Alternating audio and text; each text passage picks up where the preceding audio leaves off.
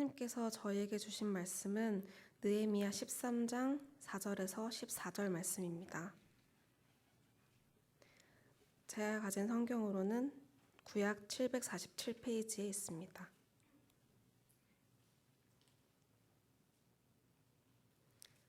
다 찾으신 줄 알고 제가 봉독하겠습니다. 이전에 우리 하나님의 전에 방을 맡은 제사장 엘리야십이 도비야와 연락이 있었으므로 도비야를 위하여 한 큰 방을 만들었으니 그 방은 원래 소재물과 유향과 그릇과 또 레위 사람들과 노래하는 자들과 문지기들에게 11조로 주는 곡물과 새 포도주와 기름과 또 제사장들에게 주는 거제물을 두는 곳이라. 그때에는 내가 예루살렘에 있지 아니하였느니라. 바벨론 왕 아닥사스다 32년에 내가 왕에게 나아갔다가 며칠 후에 왕에게 말미를 청하고 예루살렘에 이르러서야 엘리야십이 도비야를 위하여 하나님의 전뜰에 방을 만든 악한 일을 안지라. 내가 심히 근심하여 도비야의 세간을 그 방 밖으로 다 내어 던지고 명령하여 그 방을 정결하게 하고 하나님의 전의 그릇과 소재물과 유향을 다시 그리로 들여놓았느니라. 내가 또 알아본즉 레위 사람들이 받을 몫을 주지 아니하였으므로 그 직무를 행하는 레위 사람들과 노래하는 자들이 각각 자기 밭으로 도망하였기로 내가 모든 민장들을 꾸짖어 이르기를 하나님의 전이 어찌하여 버림바 되었느냐 하고 곧 레위 사람을 불러 모아 다시 제자리에 세웠더니 이에 온 유다가 곡식과 새 포도주와 기름의 11조를 가져다가 곡간에 드림으로 내가 대사장 셀레미야와 서기관 사독과 레위 사람 부다야를 창고지기로 삼고 matthaniah의 손자 삭굴의 아들 하난을 버금으로 삼았나이니 이는 그들이 총직한 대로 인정됨이라. 그 직분은 형제들에게 분배하는 일이었느니라. 내 하나님이여 이 일로 말미암아 나를 기억하옵소서. 내 하나님의 전과 그 모든 직무를 위하여 내가 행한 성안하는 일을 도말하지 마옵소서. 하나님이 주신 말씀이십니다. 메모리얼데이 위켄드인데요. 일부 예배 오신 분도 계시고 또 출타하셔서 또 찬 곳에서 예배 드리는 교인도 계신 것 같습니다. 또 여러 스케줄이 있겠지만 또 이렇게 주님 전 사모하셔서 오신 한 분 한 분 또 환영합니다. 특별히 어제 그 아빠 엄마 그 태권도장 그랜드 오프닝 하는데 또 우리 귀한 두 따님 우리 다나 보람 같이 왔는데 환영하고요. 우리 다 같이 일어나서 우리 두 딸도 환영하고 또 서로 또 메모리얼 데이 위켄드 같이 보내는데 우리 또 악수하면서 격려하는 시간 가졌으면 좋겠습니다. 어제 많은 우리 교인분들이 가서 축하해드렸는데 우리 김준현 장로님, 김우숙 권사님, 태권도장, JK 마샬 그랜드 오프닝 했는데 다시 한번 축하와 격려의 박수 드렸으면 좋겠습니다. 어제 거기 가면서 뭐 예배도 인도하고 여러 가지 했지만요. 특별히 이렇게 좋은 기억들이 많이 있습니다. 우리 김준현 장로님이 맨손으로 7장을 한 번에 격파하시거나 병을 옆으로 하시거나 좀 걱정이 됐는데 역시 메스터다운 모습으로 이렇게 퍼포먼스 해주신 것도 인상이고요. 다 좋았지만 무엇보다 좋았던 것은 물론 우리 이제 초장님부터 우리 스틴트까지 격파 한 장씩 다 하고 막 그런 것도 재밌었지만 거기 왔던 수많은 제자들 대부분 그 커케이시언들 우리 화이트 피플이었는데요. 되게 예의를 갖추면서 사부님에게 이렇게 축하하는 장면이 너무너무 감동적이었고 무엇보다 그 잭슨빌에서 오신 분들이 6시간 걸렸다는데 나중에 알아보니까 그 마이애미에서 오신 분도 있다고 들었어요. 그러면 거의 한 10시간 될 것 같은데요. 그 먼 거리를 와닿지 않고 와서 축하해주는 그 모습이 너무너무 감동이 되었습니다. 그리고 거기서 그치는 게 아니라 뭐 팜플렛 같은 걸 잔뜩 만들어 왔더라고요.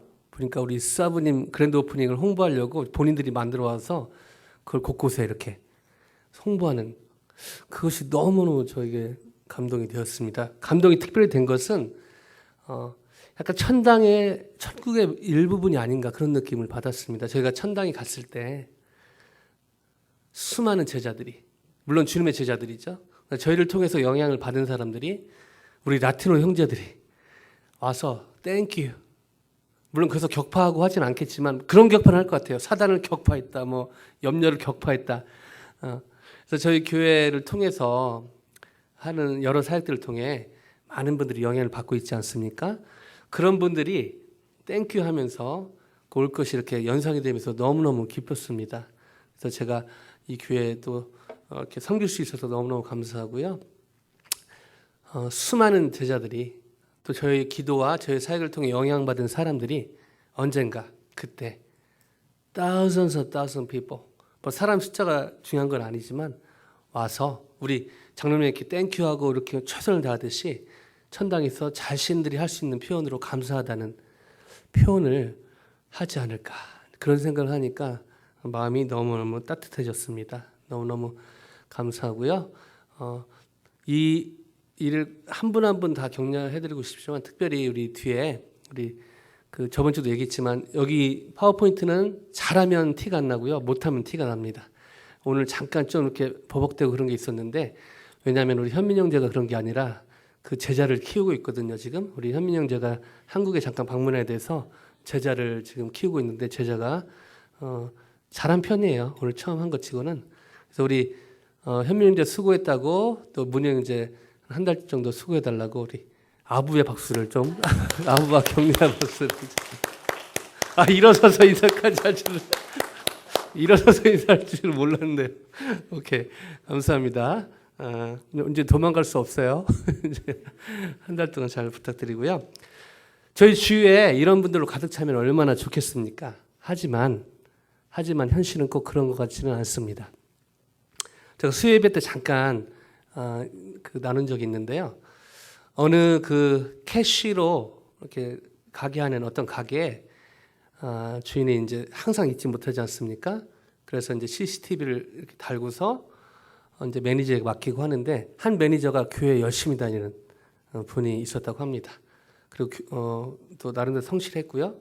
근데 어느 순간부터인가 이 주인이 다 체크업하지 못하지만 그냥 넘어갔는데 그날 매상에 10분의 1이 없어지는 것입니다. 캐시가. 이게 무슨 일인가? 알고 봤더니 CCTV가 뒤에 있으니까 이렇게 앞에서 계산하는 게 잘 안 보이거든요. 근데 이 매니저가 몰랐던 거는 주인이 CCTV를 최근에 딴 데도 하나 달았다는 것을 모르는 것이죠. 그날 매상에 10분의 1의 캐시를 챙겨서 in my pocket. 11조를 그렇게 적용할지는 꿈에도 몰랐다고 그 주인이 그렇게 얘기하면서 너무 황당한 그런 얘기를 나눈 적이 있는데요.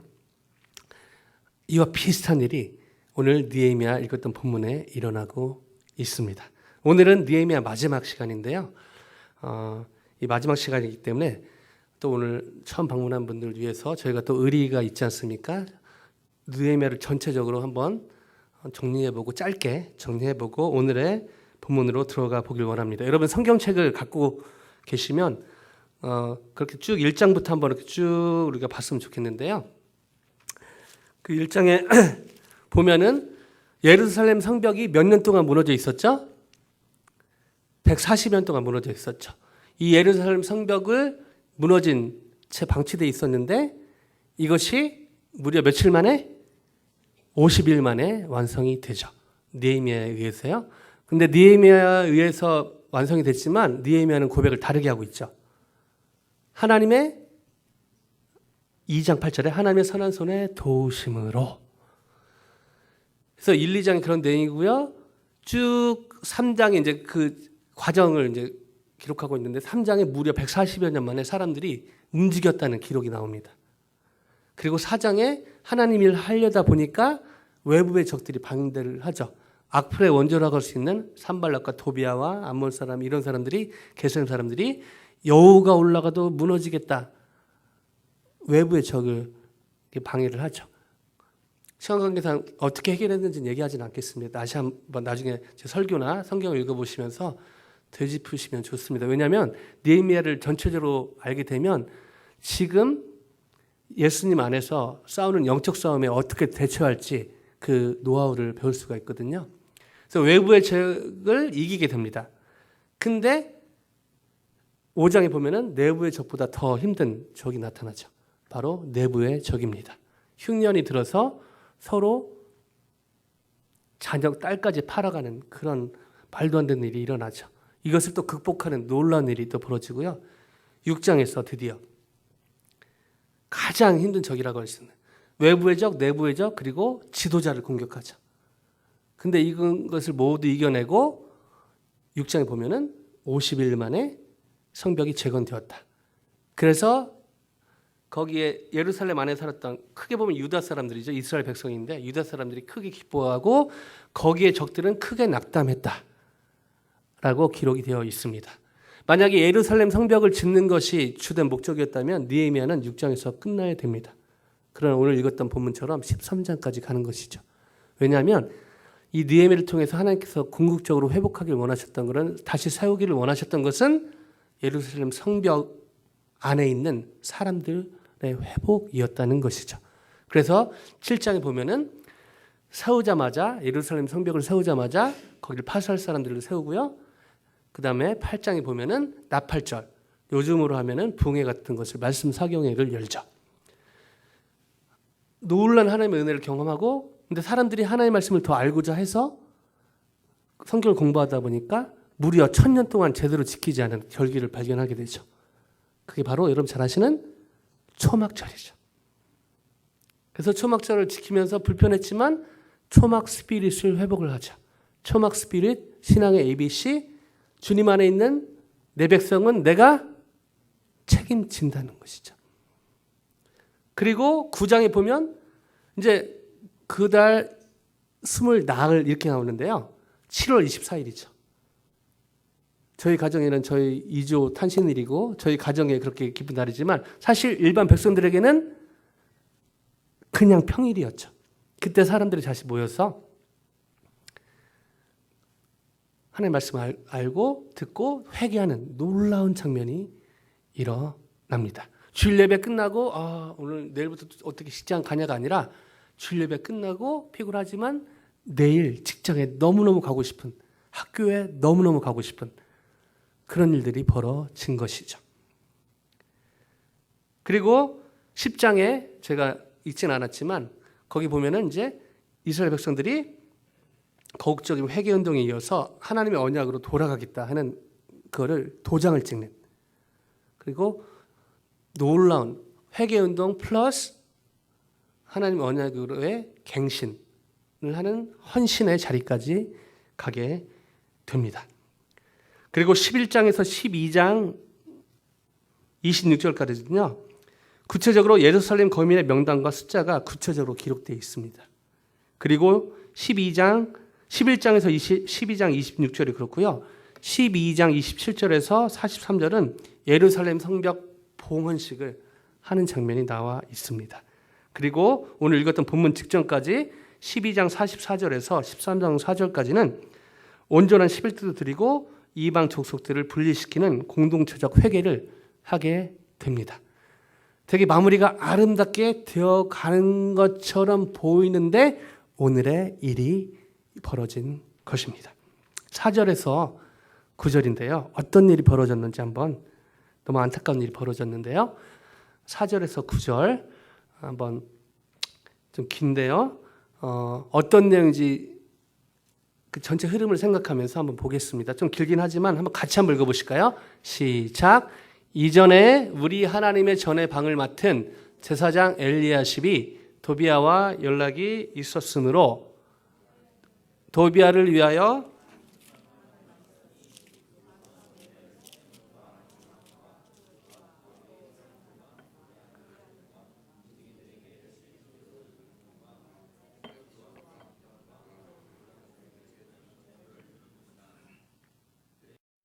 예루살렘에 있지 아니하였느니라.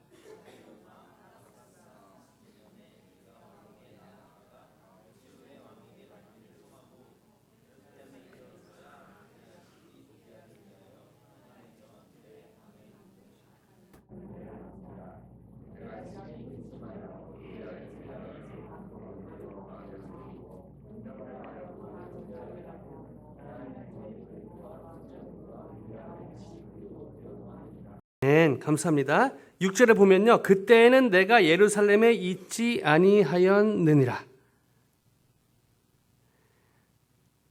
느헤미야가요 열심히 개혁하다가 한참의 시간이 흐른 겁니다. 1년 동안 바사, 원래 페르시아 수상국에서 왔잖아요. 거기 가서 뭐 볼 일이 있어서 갔겠죠. 갔다가 1년 만에 다시 돌아온, 그리고 와서 보니까 무슨 일이 벌어졌더라. 이런 기록이 13장 4절부터 기록이 되어 있는 것입니다. 보면은 도비야, 계속해서 방했던 도비야가 하나님 전의 뜰에 한 큰 방을 차지하고 자기 마음대로 쓰고 있었다. 이런 기록입니다. 저희 교회로 따지면 어디로 무슨 어떤 집기나 뭐 제사 예배 때 드리는 뭐 그런 기구나 또 뭐 정확히 어떤 방이라고 얘기할 수는 없지만 뭐 식당 관련해서 거기를 볼 수 있고요. 하여튼 저희 교회 큰 부분을 자기 마음대로 쓰고 있었다는 것이죠. 한마디로 하나님의 전을 전부는 아니지만 큰 방 하나를 자기 마음대로 쓰고 있었다는 것입니다. 여기에 대해서 느헤미야가 1년 만에 다시 와보니까 영어 표현으로 What's going on? 그래서 성전 정화 운동을 시작했다. 그리고 그 내용들이 기록이 되고 있는 것이죠. 그 다음에 한 가지 더 일이 벌어졌습니다. 10절에서 14절인데요. 10절부터 한번 13장 10절에서 찬찬히 읽어보기 14절까지 시작. 내가 또 알아본즉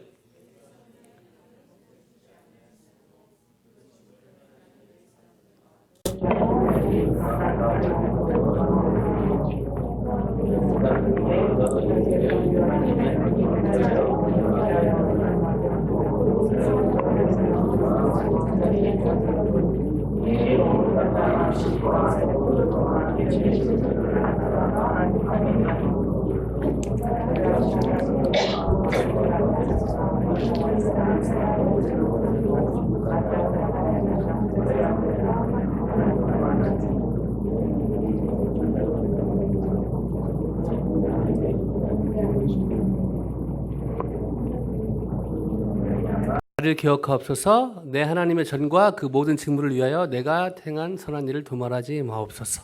10절 다시 한번 보여주실래요? 10절요. 내가 또 알아본즉, 느헤미야가 또 알아보니까요, 레위 사람들이 받을 몫을 주지하였으므로 그 직무를 행하는 레위 사람들과 노래하는 자들이 각각 자기 밭으로 도망하였기로. 요즘은 조금 형태가 바뀌었지만 예전에는 100% 레위인들은 11조 내는 그런 걸로 먹고 또 사역을 했습니다. 근데 느헤미야가 1년 동안 없는 사이에 영적인 침체기를 겪으면서 사람들이 11조를 안 내기 시작한 것이죠. 그 결과로 레위 사람들과 노래하는 사람들이 이제 사역하고 먹을 게 없으니까 각각 자기 밭으로 도망갔다. 겉으로 보면 레위 사람들하고 노래하는 자들은 아무 잘못이 없는 것처럼 보이지만, 물론 11조를 안 한 그런 방백들, 그런 사람들의 잘못도 있지만 하나님의 제사장으로 그럼에도 불구하고 자리를 지켰어야 되는데 핑계댈 수 없는 것이죠. 각기 성경은 그냥 돌아갔다가 아니라 도망갔다라고 표현을 하고 있습니다. 그래서 이 두 가지, 성전이 더럽혀지는, 그리고 그것 때문에 11조를 제대로 안 내고 그러면서 레위인들이 도망가는 이 어처구니없는 일을 느헤미야는 본 것입니다. 참으로 안타까운 일이 아닐 수가 없는 것이죠. 어찌하여 이런 일이 벌어졌을까요?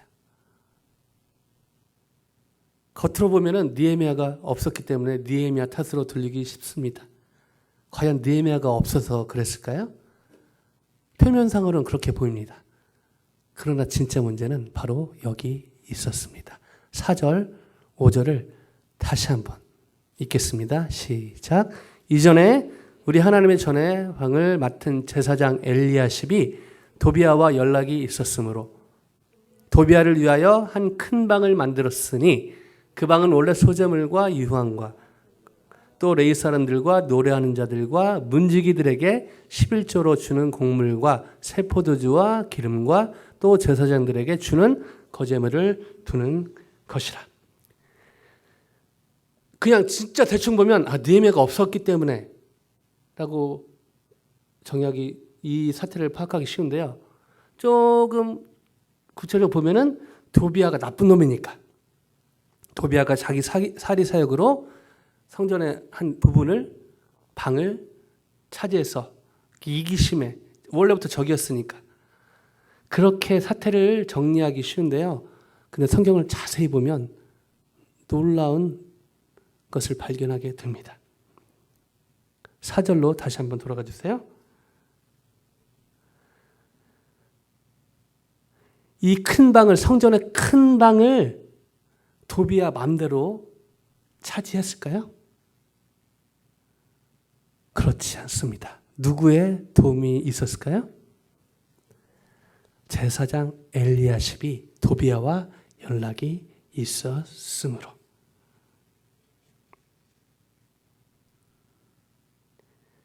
실제적인 이유는 느헤미야도 아니고요.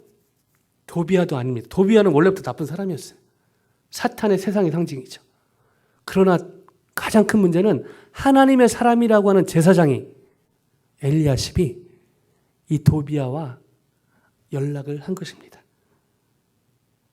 그 결과로 신앙이 변질이 된 것인 거죠. 이걸 요즘 말로 정리하면 어떻게 될까요?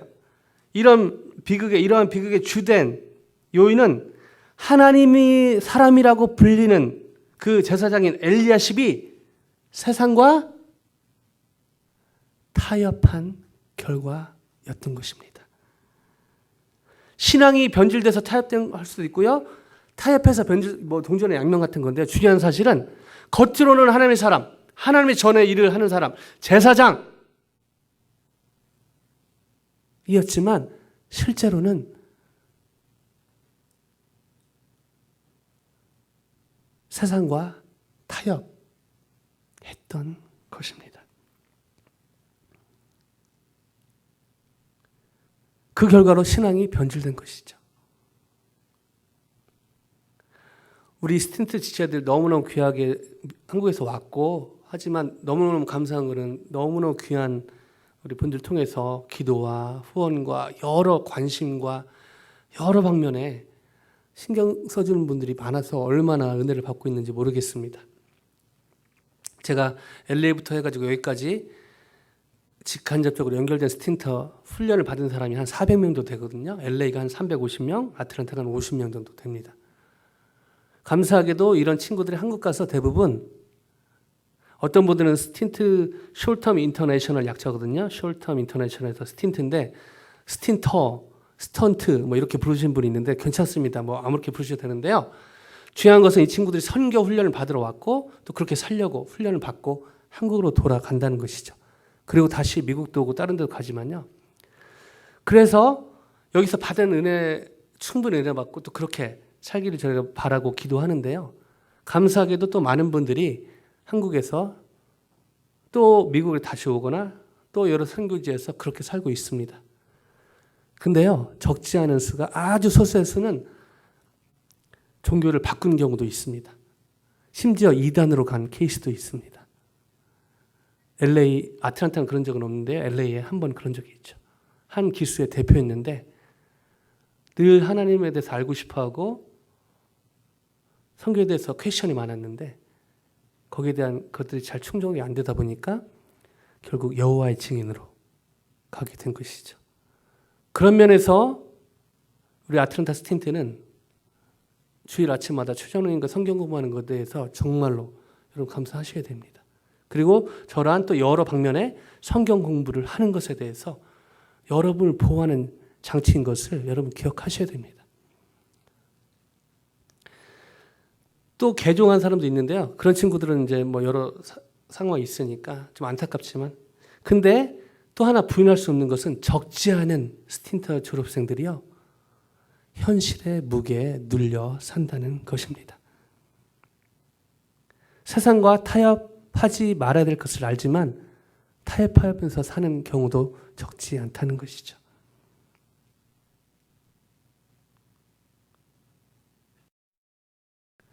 어떻게 현실에 타협하지 않고 신앙이 변질되지 않는 이런 삶을 변질되지 않는 신앙으로 오늘 놀랍게도 우리 성가대, 샬롬 성가대 찬양곡이 제가 찬양 들으면서 깜짝 놀랐는데요. 내 평생 주만 섬길 수 있을까요? 이 찬양을 너무너무 아름답게 잘 들었는데요. 사실 내 평생 주만 섬기기가 쉽지가 않습니다. 현실의 무게가 가볍지 않기 때문이죠. 어떻게 하면 변질되지 않는 신앙을 스틴트 이후에도, 그리고 저희 교인의 입장에서는 주일 이후에도 그렇게 변질되지 않는 신앙을 유지할 수 있을까요? 거기에 대한 답은 오늘 읽었던 4절, 5절의 해프닝을 역으로 생각하면 답이 있다고 봅니다. 엘리야십이 변질된 신앙을 갖게 된 것은 도비아와 타협, 다시 말해서 세상과 타협했기 때문이죠. 그걸 역으로 돌리면 변질되지 않는 신앙을 갖는 비결은 세상과 타협하지 않는 것입니다. 아멘. 세상과 타협하지 않는 것이 바로 변질되지 않는 신앙을 유지하는 유일한 길입니다. 아멘. 저와 여러분이 세상과 타협하지 않은 신앙을 가질 때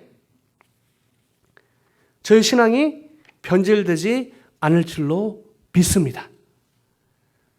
그렇다고 이 말을 오해하면 안 됩니다. 세상과 타협하지 않는 삶을 사는 것이 변질되지 않는 신앙을 갖는다. 이 말을 오해하면 안 되는데요. 그 말은 세상과 타협하지 말라를 속세를 떠나거라. 옛날 기독교 역사에 그런 게 있었거든요. 너무 속세가 더러우니까 떠나서 산에서 수도원을 만들고, 그 자체가 나쁜 건 아니었지만 세상과 구분된 그런 아주 가슴 아픈 기록이 있습니다. 성경이 말하는 타협하지 말라, 세상과 타협하지 말라는 세상을 떠나라가 아닙니다. 오히려 세상 안으로 들어가라로 얘기하고 있죠. 세상과 구분되지 말 것을 여러 곳에서 성경은 얘기하고 있습니다. 세상 한복판에서 세상과 구별된 삶을 살아라. 이것이 바로 세상과 타협하지 않는 것입니다. 저번 시간에도 잠깐 나눴지만 저희가 이렇게 세상과 세상에 구분되지 않되 세상과 구별된 삶을 사는, 다시 말해서 오늘 이 말씀의 주제로 돌아가면 세상과 타협하지 않는 자세와 그런 삶을 살 때 자연적으로 저희가 변질되지 않는 신앙을 가질 줄로 믿습니다. 마태복음 5장 13절에서 16절에 이런 말씀이 있는데요. 같이 한번 읽어보실까요? 너무너무 잘하시는 말씀인데요. 시작.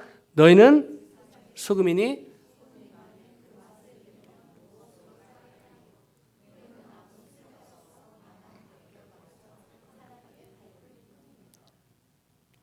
너희는 세상의 빛이라 산 위의 동네가 숨겨지지 못할 것이요. 오케이, 거기까지 맺겠습니다. 13절로 돌려주시고요. 자, 성경 보셨죠?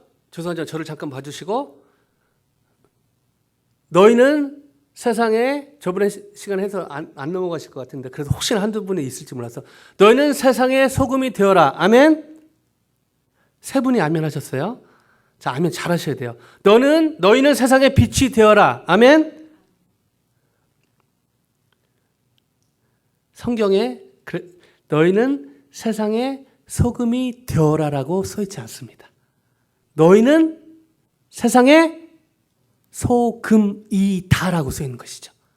너희는 세상의 빛이다라고 써 있습니다. 아멘. 차이를 아시겠죠? 주님 안에서, 주님 때문에 저희의 아이덴티티, 신분이 바뀐 것입니다. 근데 여전히 신분이 바뀌었는데 저희가 세상의 소금이 되려고, 세상의 빛이 되려고 노력하는데 큰 딜레마가 있는 것이죠. 세상의 소금이기 때문에 그 소금의 역할을 하는 것이지, 소금이 되기 위해서 노력하는 것은 그거는 유교와 불교인 것이죠. 세상의 빛의 역할을 하는 것이지 세상의 빛이 되려고 노력하는 것은 그 둘 사이는 큰 간격이 있는 것입니다. You should become a salt of the world이 아니라 You are the salt of the world. You are the light of the world in Christ Jesus. Amen?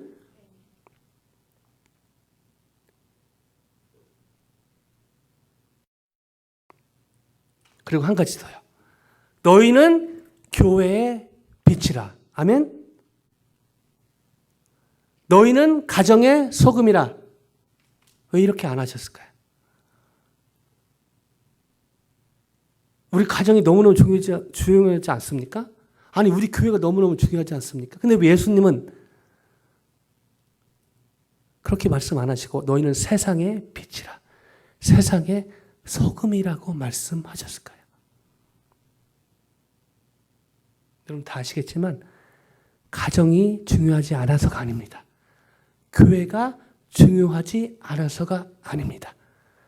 저희가 궁극적으로 세상에 주님 때문에 저희가 바뀐 저희의 정체성, 빛이고 소금으로서 역할을 궁극적으로 그 소금의 맛을 내고 빛의 역할을 해야 될 것은 가정과 교회는 기본이고요. 저희 교회가 너무 잘하고 있는 바로 라티노 형제들 토요일 그 현장이라는 것입니다. 아멘? 저희가 궁극적으로 빛의 역할을 감당해야 되고 소금의 짠맛을 내야 될 것은 가정과 교회는 기본으로 하고요. 넘어서 여러분이 연결되는 그 직장이라는 것이죠. 여러분이 나가는 그 캠퍼스라는 것이죠. 여러분이 만나는 믿지 않는 사람들 간의 그 물이 거기를 내게 하고 있는 것입니다. 한국 기독교를 보면요. 너무너무 귀한 역사도 많지만 너무너무 부끄러운 역사도 많습니다. 일제시대 보면요. 초창기에는 그 일제시대 반항하기 위해서 대부분 그 33인이 그 대표를 이렇게 썼던 그런 글들이나 그 3.1운동까지 연결됐던 그런 모든 기반에 기독교인들의 기도와 그런 헌신이 있었습니다. 근데요, 시간이 흐를수록 핍박이 더 가해지고 저희는 이제 역사를 아니까 1945년 8월 10일 해방됐다 알지만 1939년, 40년, 41년을 살았던 기독교인들은 얼마나 힘들었을까요? 사실 그때 변절했던 사람들이 너무너무 많다고 합니다. 오해 마십시오. 제가 그때 변절했던 사람들을 디펜드하는 게 아닙니다. 같은 인간으로서 그들의 심정을 이해해 보자는 것이죠. 언제? 만약에 그들이 1945년 8월 15일에 해방될 것을 알았다면 과연 변절했을까요? 물론 그 중에 또 있었을지 모르겠지만 그걸 몰랐기 때문에 이 일제시대의 암흑이 언제까지 가는 것을 몰랐기 때문에 그렇게 변절하고 심지어 기독교 신앙도 포기하는 그런 역사들이 아픈 역사들이 있습니다. 그때 한국 교회에 발달되게 된 게 바로 말씀 사경입니다. 부흥회죠. 말씀 사경에 사람이 힘드니까 엄청 모였어요.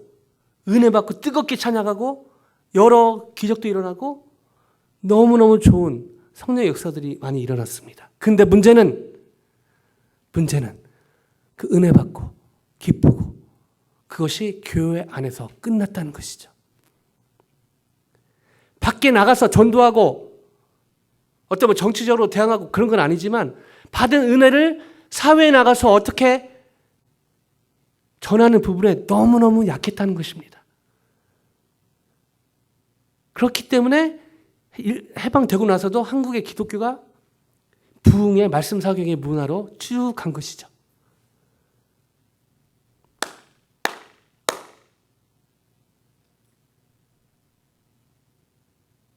부흥의 말씀 사경이가 잘못됐다고 얘기하는 것이 아닙니다.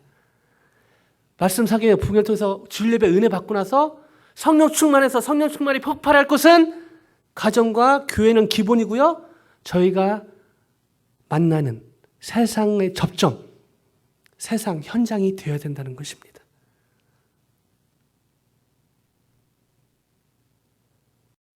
제가 91학번인데요. 어떤 분한테는 되게 젊은 사람이고 어떤 사람한테는 되게 아저씨고 그런데 저희 때만 해도 간증이 그런 거 있어요. 신입생 환영회 가는데 술 마셔서 나는 안 갔다. 나 예배 자리에 왔다. 할렐루야. 여러분 이게 얼마나 부끄러운 고백인지 압니까? 그렇다고 술 마시는 자리에 가서 술 같이 마셔라. 그건 아닙니다.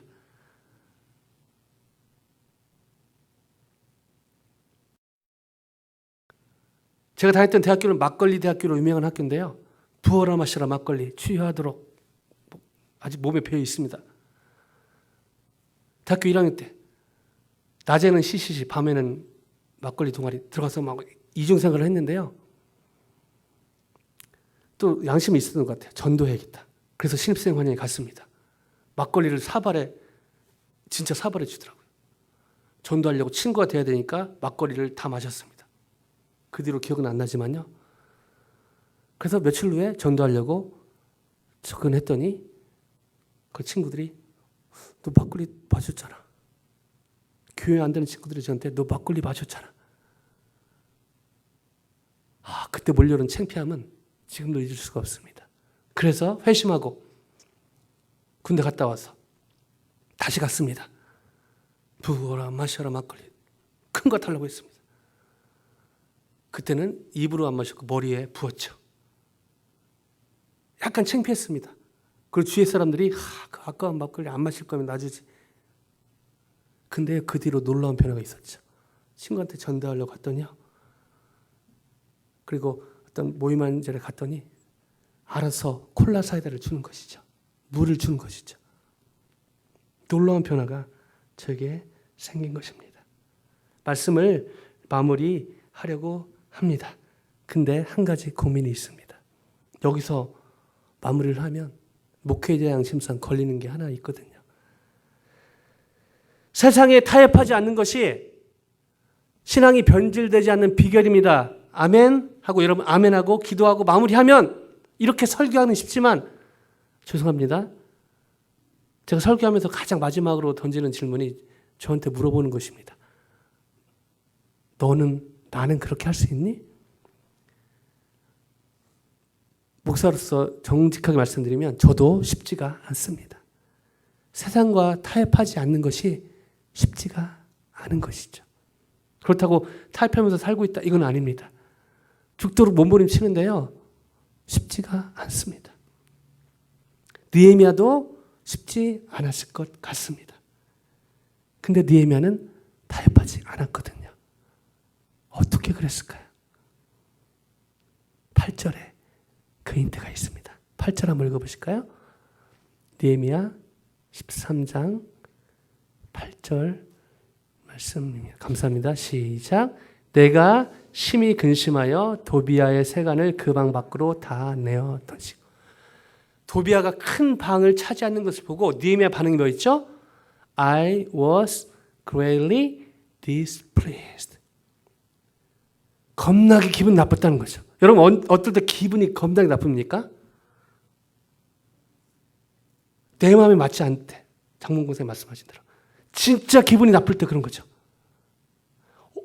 사실은 그 느헤미야하고 별로 상관이 없는 일이거든요. 느헤미야가 먹고 사는 일하고 아무 상관없는 일인데 느헤미야는 심히 근심하여 greatly displeased. 어떻게 이런 마음을 갖게 되었을까요? 느헤미야 1장 11절 찾지 마시고 제가 미리 느헤미야 1장 11절 같이 읽어보실까요? 시작. 주여 구하오니 기도를 들으시고 오늘 종이 형통하여 이 사람들 앞에서 은혜를 깨옵소서. 그때 내가 왕의 술관원이 되었나이다. 세상과 타협하지 않고 변질되지 않은 신앙을 가질 수 있었던 원동력은 느헤미야의 기도를 살펴보면 알 수가 있습니다. 기도할 때 느헤미야의 잡이 뭐였죠? 끝에 보면 나는 I was cupbearer. 왕 옆에 독이 있는지 않는지 점검하는 사람. 그 당시 요즘 말로 하면 비서실장이라고 해야 될까요? 왕이 가장 신뢰하는 사람을 옆에 둔 것입니다. 겉으로는 자기가 술관원이었지만 기도할 때 뭐라고 부르고 있죠? 자기를? 주의 종이라고 얘기하고 있습니다. 히브리어로요. 에베드.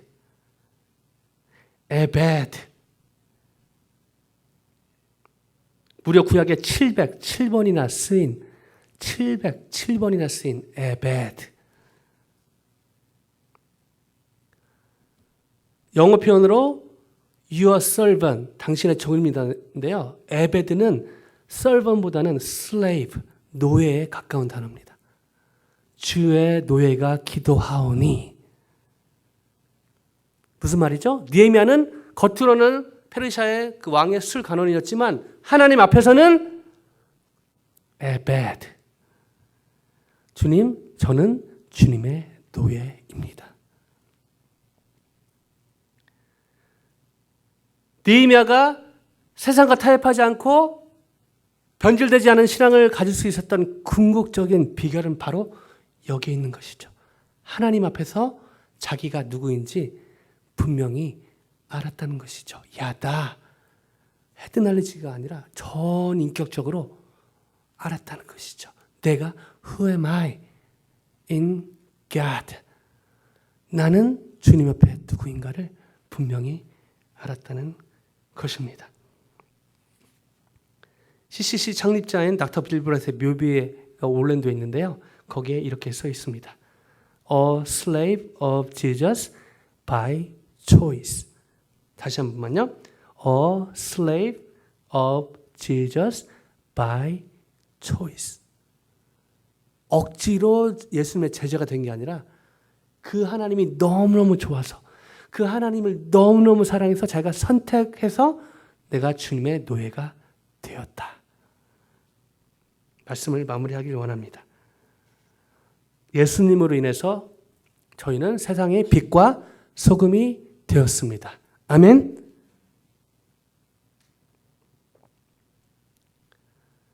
저와 여러분은 세상과 타협하고 있습니까? 아니면 세상의 타협을 물리치고 있습니까? 느헤미야처럼, 닥터 빌브라이처럼 주님 안에서 내가 누구인지 분명한 정체성을 가짐으로 변질되지 않는 신앙을 유지하는 가운데 세상과 타협하지 않고, 즉 세상과 구분되지 않은 상태에서 세상과 구별된 삶을 사는 은혜, 그리고 계속해서 주위 사람들에게 세상의 축복의 통로로, 하나님의 축복으로 통로로 쓰임받는 한 분 한 분 저희 교회 되기를 주님의 이름으로 간절히 축원드립니다.